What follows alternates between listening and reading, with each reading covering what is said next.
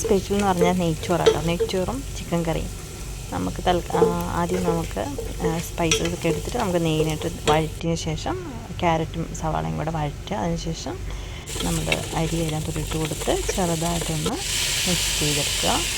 അതിനുശേഷം തിളച്ച വെള്ളം എടുത്ത്, ഞാൻ അരിക്ക് അങ്ങനെ അളവെടുക്കലില്ല വെള്ളം, ഞാൻ എൻ്റെ കണക്കായ ഒരു ഭാഗത്തിനാണ് ഞാൻ വെള്ളം എടുക്കൽ. അപ്പോൾ അങ്ങനെ ഒഴിച്ചു.